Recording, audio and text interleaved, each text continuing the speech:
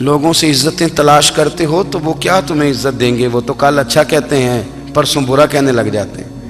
لوگوں کے سامنے گڈ بک میں آنا چاہو گے تو وہ تو سویرے تمہارے بارے میں کچھ کہیں گے، شام کچھ اور کہیں گے۔ اپنی روحانی زندگی آباد کریں، اپنے مسلح کو وقت دیں، اور دنیا سے چھپ کر، اس موبائل کو بند کر کے، اور اپنے آپ سے بھی چھپ کے اور تنہا ہو کے، چھپا کے سارا کچھ اپنے آنسو اپنے رب کی بارگاہ میں پیش کریں، اس کے حضور حاضری دیں۔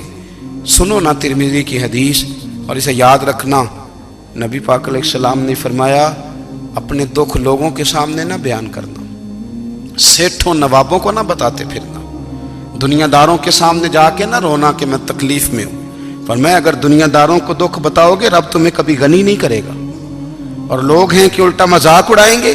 آپ کی جس سے بڑی پکی یاری ہے نا، پکی، وہ تب تک پکی ہے جب تک آپ نے 50,000 مانگا نہیں، اور جس وقت آپ نے کہہ دیا کہ میں مجبور ہوں میری مدد کر، تو پھر ختم ہو گئی دوستی۔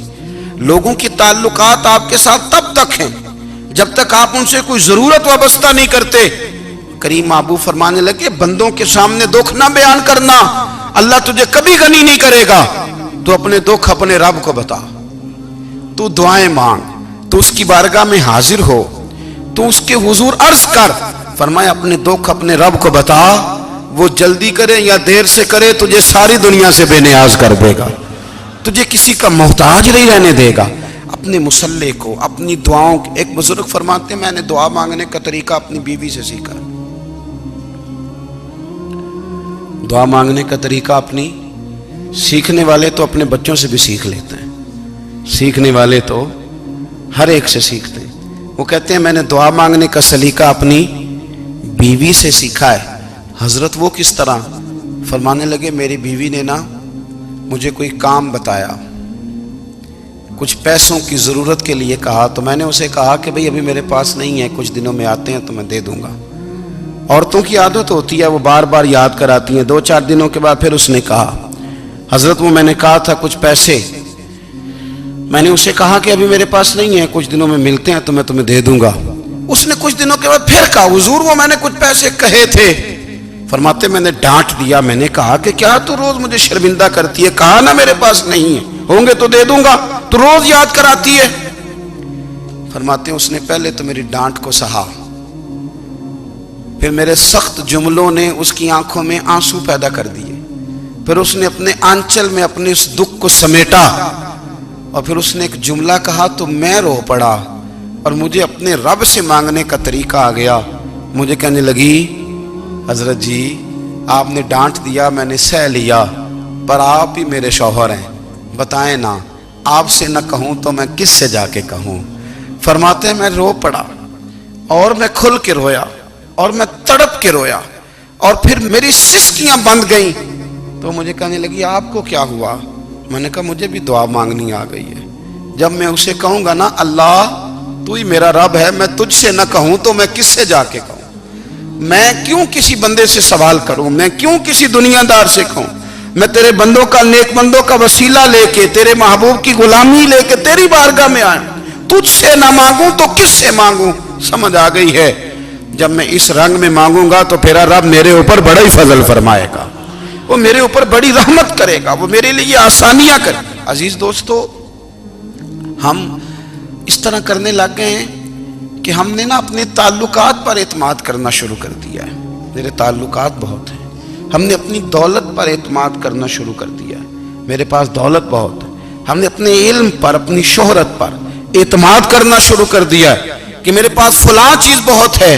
یاد رکھنا جب بے نیاز اپنی صفت بے نیازی دکھاتا ہے تو بڑی بڑی دولتوں والے مجبور نظر آتے ہیں۔ بھائیو جب انسان کا رشتہ اپنے مالک کے ساتھ ہوتا ہے پھر تو غم بھی کچھ نہیں کہتے، پریشانیاں بھی کچھ نہیں کہتی، پھر تو زندگی صبر والی، پھر تو زندگی توکل والی، پھر تو زندگی بھروسے والی، پھر انسان اپنے آپ کو رسوا نہیں کرتا، دنیا داروں سے امیدیں اس کی ختم ہو جاتی، امیدیں اللہ رسول سے لگا لیتا ہے، مضبوط ہو جاتا ہے، مضبوط، طاقتور ہو جاتا ہے، خوددار ہو جاتا ہے، باوقار باعزت ہو جاتا ہے۔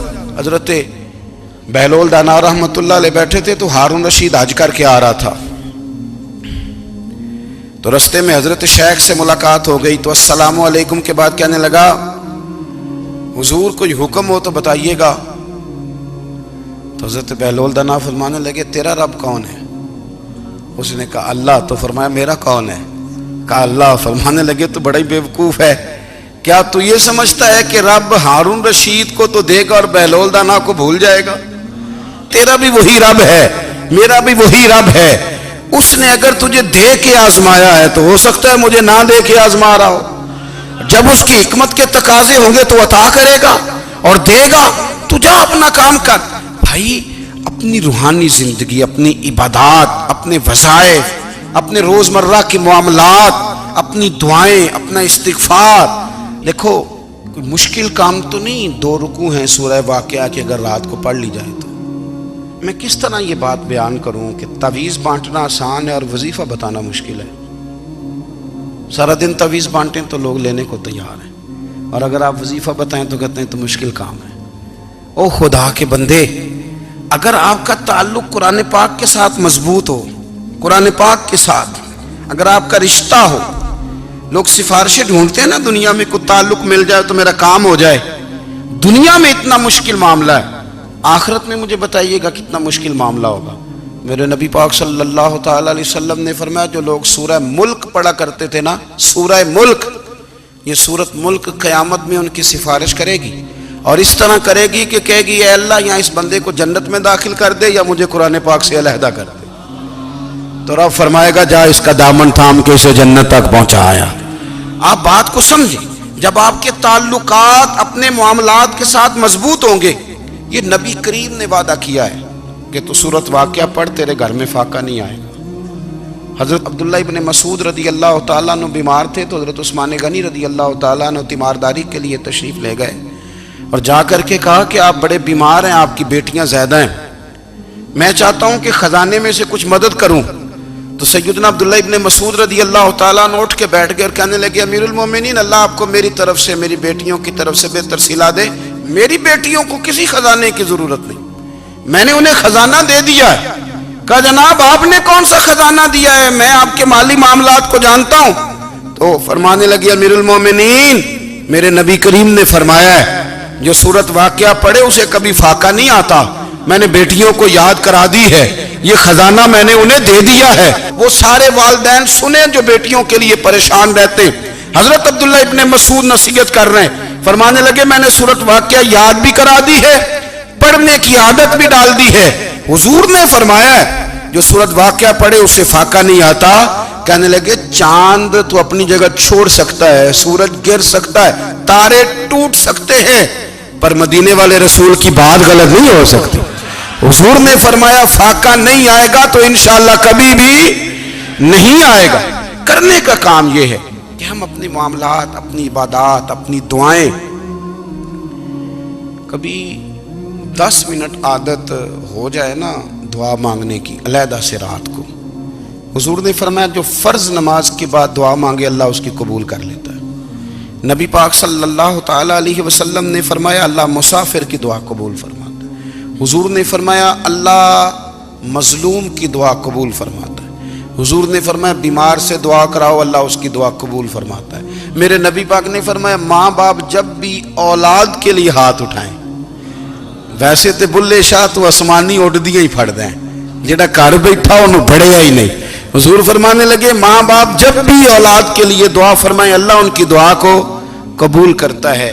آپ اپنا تعلق بنائیں دعا کے ساتھ، عبادت کے ساتھ، مصلی کے ساتھ رشتہ بنائیں، استغفار پڑھیں. صلاح الدین ایوبی صلیبی جنگوں میں تھے، رات کو مسجد اقصی میں نماز پڑھی تو پریشان تھے. ایک بزرگ سے ملاقات ہوئی تو وہ کہنے لگے کہ آپ بڑے پریشان ہیں. کہنے لگے حضور پریشان اس لیے ہوں کہ پہلے ہی مسلمان کمزور ہے، اب میں نے سنا ہے دشمن کا ایک بحری بیڑا وہ جنگی سامان سے بھرا ہوا آ رہا ہے، تو اب ان کے پاس اور تلواریں اور نیزے آ جائیں گے، مسلمانوں کے پاس پہلے ہی وسائل کی کمی ہے، پریشان ہو کس طرح کر کے مقابلہ کریں گے. یہ بات کہتے ہی صلاح الدین ایوبی نے بزرگوں سے کہا حضور آپ بھی دعا کرنا، دعا کی بڑی طاقت ہے. میرے نبی پاک نے فرمایا دعا مومن کا ہتھیار ہے. دعا مومن کا حضور نے فرمایا تقدیر کو سوائے دعا کے کوئی چیز نہیں بدل سکتی. دعا مومن کا ہتھیار ہے. یہ کافر کے پاس کوئی نہیں، یہ ہتھیار ہے مومن کا. اللہ کرے آپ کو سمجھ آئے. پھر سنیں، کئی بار کہہ چکا ہوں یہ ہتھیار ہے. کافر کے مقابلے میں جو تیرے پاس سب سے بڑا ہتھیار ہے وہ دعا ہے. دعائیں کرانی چھوڑ دی، کرنی چھوڑ دی، لینی چھوڑ دی. حضرت سیدنا انس بن مالک رضی اللہ تعالیٰ عنہ فرمایا کرتے تھے میں نے وہ رنگ دیکھا ہے جب حضور دعا مانگتے تھے اور حضور کی مقدس آنکھوں میں آنسو بھی ساتھ ہی بہا کرتے تھے. میں نے وہ انداز دیکھا ہے. تو صلاح الدین ایوبی بزرگ سے کہنے لگے آپ بھی دعا کیجیے، اور خود رونے لگے اور سر سجدے میں رکھ کے رونے لگے اور عشاء سے لے کر فجر تک روئے، خوب روئے. صبح وہ بزرگ آئے تو صلاح الدین ایوبی کا خوبصورت اور ہنستا ہوا چہرہ دیکھا. کہنے لگے آپ بڑے خوش ہیں، رات تو میں نے بڑے روتے ہوئے دیکھا تھا. تو کہنے لگے حضور وہ جو بحری بیڑا آ رہا تھا نا وہ پانی میں ڈوب گیا ہے، اب وہ نہیں آ رہا. ابھی خبر آئی ہے تو میں بڑا خوش ہوں. بزرگ کہنے لگے اٹھ سینے سے لگ اور سن ایک بات، وہ بحری بیڑا پانی میں نہیں ڈوبا، وہ تیرے آنسوؤں میں ڈوب گیا ہے. وہ جو تو رات رویا ہے نا رب کریم کی بارگاہ میں تو وہ ڈوب گیا ہے. حضرت عائشہ صدیقہ رضی اللہ تعالیٰ عنہ فرماتی ہیں ایک عورت تھی اور اسے نبی پاک صلی اللہ تعالیٰ علیہ وسلم نے نا وہ کلمہ پڑھ کے مسلمان ہوئی، مدینہ طیبہ آ گئی تو حضور نے مسجد نبوی شریف میں اس کے لیے مکان، ایک سادہ سا کمرہ ساتھ مسجد کے بنوا دیا، وہیں رہنے لگی.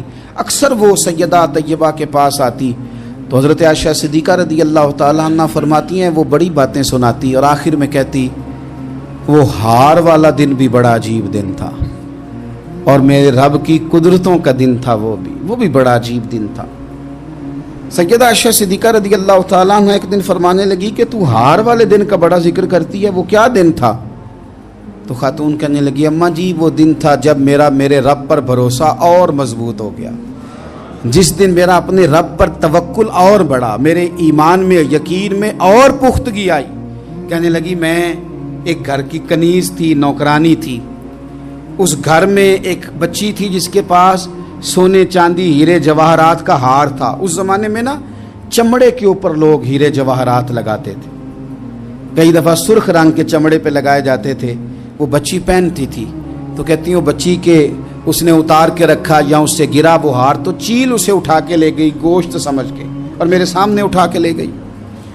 گھر والوں نے مجھ سے پوچھا، یہ بخاری میں موجود ہے، گھر والوں نے پوچھا مجھ سے کہ وہ ہار کہاں ہے تو میں نے کہا چیل اٹھا کے لے گئی. گھر میں کچھ چوری ہو جائے تو سب سے پہلا الزام کس پہ لگتا ہے؟ ملازمین پہ. کہتے انہوں نے مجھے بڑا مارا، بڑی تکلیف تھی، حتیٰ کہ میری شرمگاہ تک کی تلاشی، میری عزت اتنی خراب کی میں بتا نہیں سکتی. میں نے اپنی زندگی میں ایک واقعہ دیکھا، ایک امیر گھر میں چوری ہو گئی، ملازم کو اتنا مارا کہ وہ چارپائی پہ پڑ گیا. پولیس والوں سے اتنی مار پروائی گئی کہ وہ بیچارہ چارپائی پہ پڑ گیا اور پھر وہ اتنا بیمار ہوا اور کچھ دنوں کے بعد پتہ چل گیا کہ چور تو اپنا بیٹا ہے ان کا. پھر اس کا انتقال ہو گیا. اب وہ سیٹھ صاحب اور گھر والے آ کے نا مرنے والے کے کان میں معافیاں مانگ رہے ہیں، کان میں. تو میں نے ان سے پھر کہا تھا کہ یہ تو اب چلا گیا ہے، تمہارا زور چلتا تھا نا تو تم نے قانون خریدا اور تم نے اسے جتنا ہو سکا تم نے اسے مار پڑوائی. تمہارے پاس جو عدالتیں تھیں تم نے وہاں کارروائی کی، اب ایک عدالت قیامت کے دن لگے گی. یہ کمزور تھا نا، کچھ کر نہیں سکا. میرے نبی پاک صلی اللہ علیہ وسلم نے فرمایا سن لو، اگر سینگ والی بکری نے بغیر سینگ والی بکری کو تکلیف دی ہوگی نا تو قیامت کے دن اسے بھی بدلہ دینا پڑے گا کہ تیرے پاس سینگ تھے اور تو نے اسے مارا تھا. وہ خاتون عرض کرتی ہے سیدہ عائشہ کی خدمت میں کہ مجھے بڑا مارا، مجھے تکلیف دی. میں کہہ رہی تھی کہ میرے سامنے چیل لے گئی ہے پر وہ نہیں مان رہے تھے. اماں جی انہوں نے مجھے بڑا مارا. حضرت عائشہ صدیقہ کہتی ہیں پھر کیا ہوا؟ کہنے لگی اماں جی جب کوئی میرا مددگار نہ رہا، مجھے تکلیف دے رہے تھے، رسوا کر رہے تھے، تو میں نے اپنے رب سے مدد چاہی، میرے رب کی طرف میں نے توجہ کی. میں نے کہا مالک اب تو ہی میرا مددگار ہے. कहती है वो मुझे मार रहे थे तो वो चील जो हार ले गई थी वही लेके वापस आ गई, और हमारे सरों के करीब ला के उसने जब उस हार को फेंका, वो मुझे छोड़ के साइड पे हुए, वो मेरी बेगुनाही जान गए। लेकिन आपको बताऊं, उस दिन से मेरा अपने रब पर यकीन और बढ़ गया। मुझे समझ आ गई कि जब इंसान पूरा टूट जाता है और जब कोई चारों जानिब उसका मददगार नहीं होता, तो रब तो होता है ना, अल्लाह तो उसका मददगार होता है ना, वो तो फिर अपने उस बंदे की मदद करता है ना, फिर वो तो तवानाई देता है ना, वो तन्हा नहीं छोड़ता, वो तो आंसुओं वालों के आंसुओं पे बड़ा करम फरमाता है, वो तो कसम पुरसी में आ जाता है, उसकी रहमत बढ़ के इस्तकबाल कर लेती। ओ मेरी मिल्लत के जवानों, मज़ा नहीं आ जाता जब सारी दुनिया सोई हो, सारी दुनिया, और बिस्तर भी गर्म हो और नींद भी पूरा गलबा कर रही हो, और अचानक घंटी बजे दिमाग में, आंख खुले, घड़ी पे नजर पड़े, 3:30-4 बजे का पैगाम घड़ी बताए, और कोई चढ़ती जवानी वाला उठ के वुजू करे, और जब वो मुसल्ला खोल के बिछाए तो मदीने वाले महबूब कहते हैं कि हर नमाज पे रब सवाब देता है, और जो उठ के तहज्जुद की नमाज पढ़े उसे देख के तो रब मुस्कुराता है, जो उसकी शान के लायक है, जो उसकी शान के लायक, वो मुस्कुराता है, खुश होता है कि मेरा बंदा तहज्जुद में उठ गया, वो मुस्कुराता है। काश हमारी सुबहें कभी अपने मालिक के नाम हो जाएं, काश के सुबह। हजरत अबुल हसन रहमतुल्लाह ताला अलैह हजरत माज इब्ने जबल रदी अल्लाह ताला अन्हु के पास बैठा करते थे। फरमाते हैं उनसे जो प्यार बढ़ा तो फिर मेरा मुसल्ले से भी बढ़ गया। ताबीएं फरमाते हैं सहाबी रसूल से मोहब्बत हुई तो जिक्र से भी हो गई, फिर दुरूद शरीफ से भी हो गई। मोहब्बत उनसे बढ़ी तो फिर अल्लाह ने मस्जिद का प्यार भी बढ़ा दिया। आप फरमाते हैं कि मेरी हर वक्त तबीयत चाहती थी कि बस अल्लाह अल्लाह करूं, बस अल्लाह अल्लाह करूं, बस ना मैं जरा थोड़ी जान छुड़ाऊं लोगों से, को 10 मिनट मिले तो मैं कुछ 4 नफल पढ़ लूं, मैं थोड़ा सा ना बचूं लोगों से, और मुझे तस्बीह मिले तो मैं ना कुछ 400-500 दफा इस्तिगफार पढ़ूं, सुभान अल्लाह, अल्हम्दुलिल्लाह, अल्लाहु अकबर, ला हौला वला कुव्वता इल्ला बिल्लाह, मैं ना तस्बीहात पढ़ूं। फरमाते हैं कि बच्चे थे घर में 6-7, गुर्बत थी, काम मिलता कोई नहीं था, और मैं काम चोर नहीं था, काम ढूंढता था, पर अल्लाह की कुदरत के काम नहीं मिलता था। फरमाते हैं कि मैंने एक दिन अपनी अहलिया से कहा कि आज मैं फिर जाता हूँ काम ढूंढने, तो मेरी बीवी बड़ी फर्मा बरदार थी, पर उस दिन ना गुर्बत के हाथों तंग आके कहने लगी, आज नाना कोई तू चीज़ लेके आया, तो मुझसे बच्चों की भूख नहीं देखी जाती है, सब रोगां दा रोग मुहम्मद जिसदा नाम गरीबी, कंड बुला के लंघ जाते नहीं दोस्त यार करीबी, आज ना कुछ लेके आया तो मैं बच्चे लेके लेके चली जाऊंगी।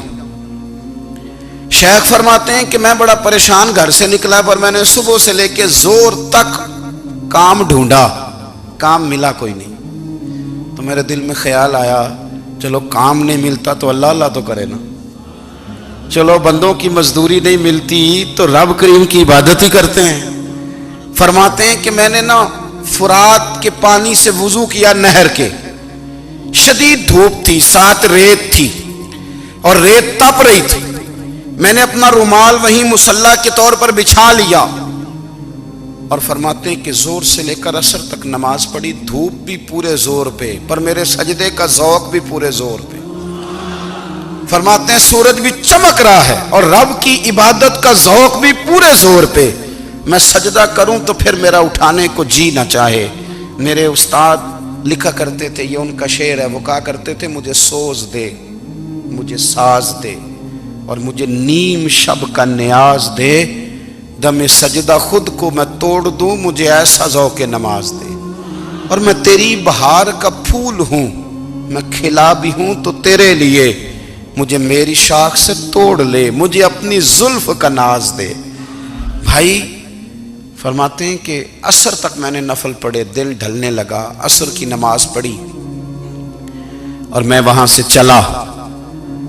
अब मैं जब निकलने लगा तो दिल में ख्याल आया कि छोटी छोटी दीवारें हैं घर की, बगैर कुछ लिए जाऊंगा तो बीवी दूर से देखेगी तो शोर करेगी कि फिर खाली हाथ आ गया है। कहते मैंने अपने उसी रुमाल में जिस पे मैंने नमाज पढ़ी थी ना, रुमाल में की आखी दे पंजाबी च साफा, कहते हैं उसी में ना मैंने कुछ रेत भर ली कि वो दूर से देखेगी तो समझेगी कुछ लेके आया है, चलो जाके उसे बता दूंगा कि आज फिर मजदूरी नहीं मिली।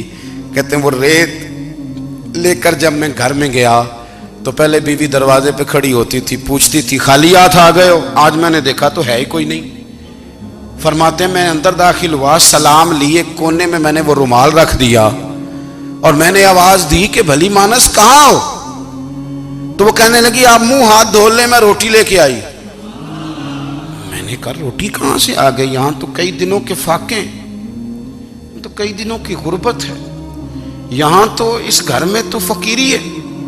फरमाते हैं कि वो रोटी लेके आई और उस वक़्त की जो मौजूदा नेमतें थी, समझ ले सलाद अचार हर चीज साथ लाई। मैंने कहा कि बच्चे कहाँ गए? कहने लगी वो खाना खा के खेलने गए, आप खाना खा लें आ जाते। खाना उसने चुन दिया। मैंने हैरत अंगेज लहजे में सारी नेमतें अपने दस्तरखान पे देख करके बीवी से पूछा ये कहां से आया खाना? बच्चों को तूने कहां से खाना खिलाया? ये सारा कुछ कैसा है? तो कहने लगी पता नहीं आज आप किस करीम की मजदूरी करने चले गए थे, पता नहीं किस करीम की, मेरे घर में तो इतनी नेमतें आई हैं कि मुझसे संभाली नहीं जा रही, इतना अनाज है, इतना गंदुम है, किस करीम के दरवाजे आज चले गए थे? ये कहते कहते वो उठी और उठ करके कहने लगी पहले ही बड़ा कुछ आया था, अब क्या ले आए हो? और जा करके ना उसने वो रेत वाला रुमाल खोला, कहने लगे मैं तो लेके आया था रेत, तो मेरे रब ने उसे भी सोने और हीरे बना दिया था। जब आपकी तवज्जो अल्लाह की जानी, मेरे नबी पाक सल्लल्लाहु ताला अलैहि वसल्लम ने फरमाया हर चीज अपने रब से मांग, हर चीज मांग, हर चीज मांग। या रसूलल्लाह क्या कुछ? मेरे महबूब ने फरमाया तेरे घर में नमक भी खत्म हो जाए तो वो भी अपने रब से मांगा कर, तू मांगना वो तुझे देगा, तो उसकी बारगाह में कशकोले तलब दराज तो करना। और तिरमिजी शरीफ में अजीब लफ्ज है, रसूल कायनात ने फरमाया, रब करीम फरमाते हैं जब मेरा बंदा हाथ उठाता है ना तो मुझे हया आती है कि मैं खाली कैसे लौटा दूं इसके।